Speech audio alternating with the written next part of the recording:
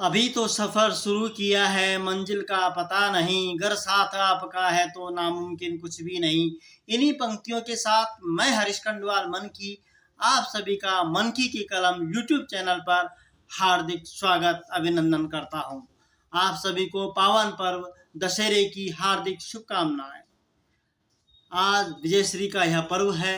भगवान श्री राम ने आज लंका पे विजय की थी, रावण का वध किया था और इसी उपलक्ष्य में जो है आज पूरे देश में रावण, मेघनाद और कुंभकर्ण का पुतला फूंका जाता है, यानी दुष्टता का पुतला फूंका जाता है, राक्षस प्रवृत्ति का पुतला फूंका जाता है। इसीलिए यह दिवस विजयश्री के दिवस के रूप में जाना जाता है। लेकिन हम अगर उत्तराखंड के पहाड़ी परिप्रेक्ष्य की बात करें, पहाड़ी क्षेत्र की बात करें, तो यहाँ पर दशहरे का एक अन्य महत्व है।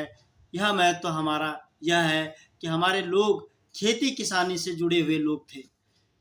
हमारा मुख्य व्यवसाय पशुपालन था, खेती था, कृषि था। इस समय जो खरीफ की फसल होती है वह पक जाती है, कटने लग जाती है, जिसमें मंडुआ, झंगोरा और धान प्रमुख रूप से है।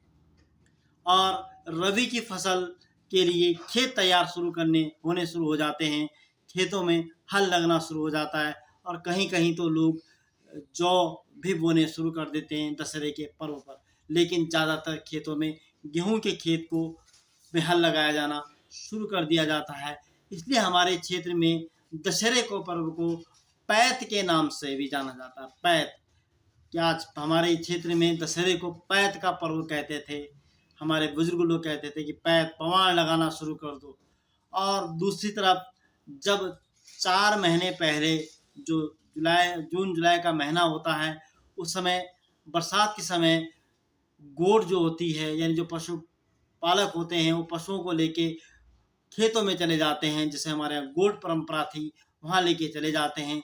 4 महीने गाय और किसान पशुपालक खेतों में अपने गायों के साथ वहाँ रहता है।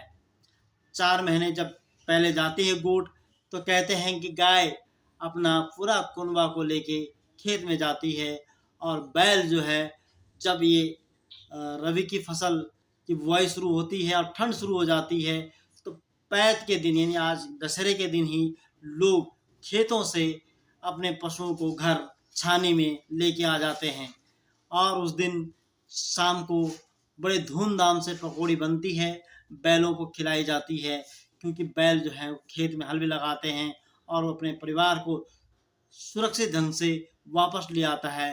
खेत में जो होती है बैल की जिम्मेदारी होती है, बैल को जिम्मेदारी दी जाती है, माना जाता है कि बैल जो है पूरे गोठ की सुरक्षा करेगा। तो ये हमारा अपने पशुओं के प्रति जो प्रेम था, अपने गाय के प्रति प्रेम था, अपने बैल के प्रति प्रेम था, अपने पूरे जो खेती के प्रति प्रेम था, वह दर्शाता था, प्रकृति से की ओर दर्शाता था। इस समय गेहूं जौ के लिए हल लगाने का भी पवान लग जाता था, क्योंकि पैत इसलिए कहते हैं, पवान इसलिए कहते हैं। और हमारे क्षेत्रों में रामलीलाओं का आयोजन भी इसी समय होना शुरू हो जाता था।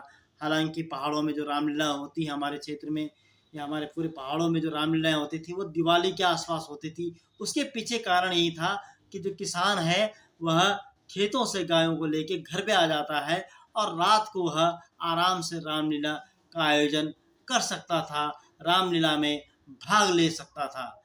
हमारे क्षेत्र में दशहरे में शादियों का थोड़ा कम होते थे। उसके पीछे भी कारण यही था, क्योंकि लोग खेती किसानी में व्यस्त रहते थे, उनके पास समय नहीं होता था।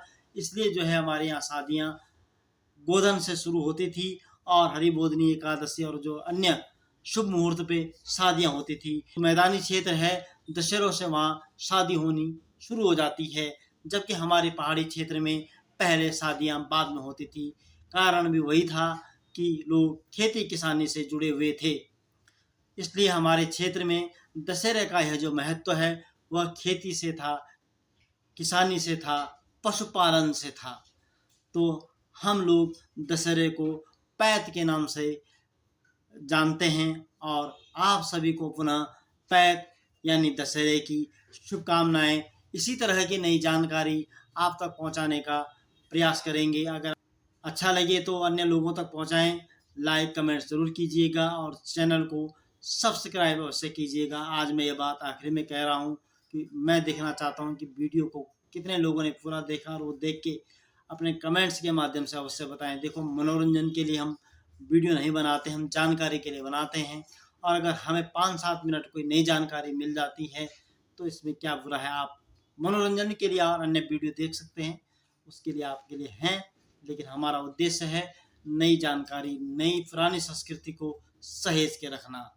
तो चलते हैं इसी तरह की एक नई वीडियो में नई जानकारी के साथ फिर आपके सामने कल उपस्थित होते हैं। तब तक के लिए धन्यवाद।